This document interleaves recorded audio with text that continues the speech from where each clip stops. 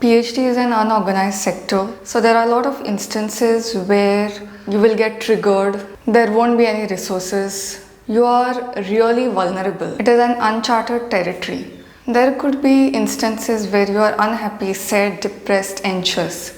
But what is more important is how fast you return to the natural state. A state where you are working optimally, where you are fulfilled with your work, where you are happy. When it comes to PhD, happiness and PhD, it is assumed that these are two different poles. It may not be true. I feel all this is exaggerated.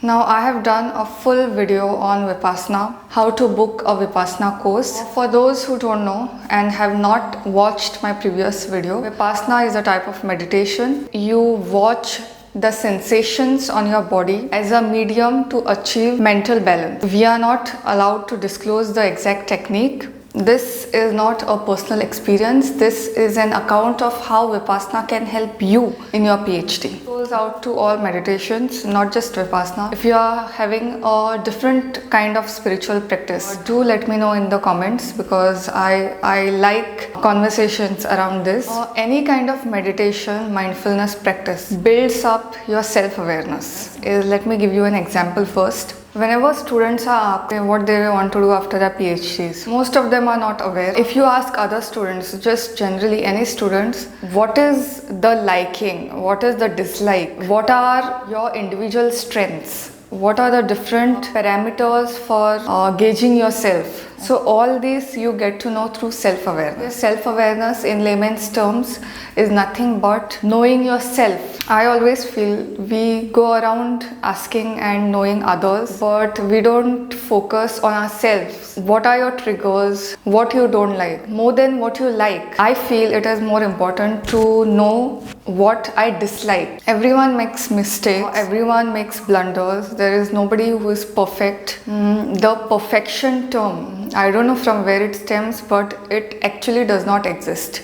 What is perfect for somebody, it is an opinion, and it may not be perfect for anyone else. So whenever we make mistakes, the awareness that has to come or normal level, that awareness many of the individuals don't have. Even if nobody tells them, whatever results they get, they are not able to gauge their actions through that.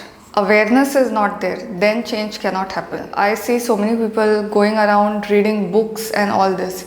You will be able to implement whatever information you get only once you are aware of your base mindset. If you don't know what are your triggers and what things that do not agree with you and what are the things that agree with you, how much ever anybody gives suggestions or feedback, it will not be implemented. Self-awareness could be of two types. The first one is internal self-awareness. You know yourself. What are your likes, dislikes, as I said, what are your aspirations, what are your passions, are your hobbies. It is found that internal self-awareness is associated with good quality relationships, higher job satisfaction, more meaningfulness in life, and it is negatively correlated to anxiety, stress and depression. Let me give you an example. If somebody is of an entrepreneurial mindset, and if you ask that person to do a job, do something that goes against his or her personal values, it is obvious that the person gets stressed. Here the amount of stress and depression would be at a much higher scale. External awareness is when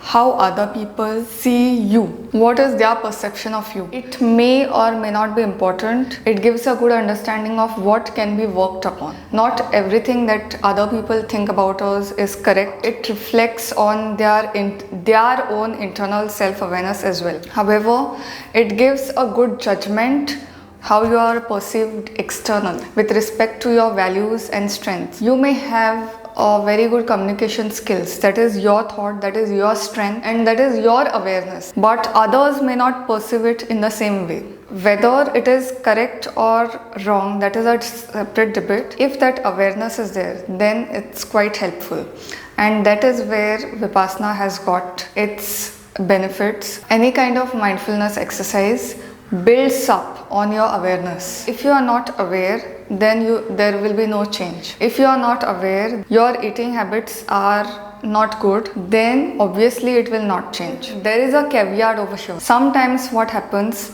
the self-awareness gets a lot increased because of whatever experiences we have had in childhood, whatever situations we have come across. So this heightened self-awareness could lead to social anxiety, could lead to difficulty in behaving with others. This can leave you drained and nervous in awkward situations. You feel that you are in the middle of a group, but it is possible that internally you feel very alone. Vipassana has helped several people and has also helped me in dealing with this kind of, with respect to communication with people. If you are a hypersensitive person, there are these moments of anxiety and nervousness every now and then. If I just compare my life before Vipassana and after Vipassana, I'm just amazed at so many changes that this has got.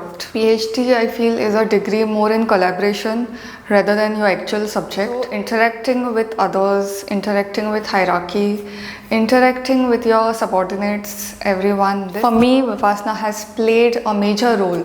There is one more part of Vipassana, that is Anapana. If you have ever taken a course, you will know about it. So Anapana is a focus meditation. It's more to build focus. Anapana has helped me in developing my focus. But sometimes when I get too overwhelmed or too anxious, then I get back to Anapana and it helps seeing things how they are.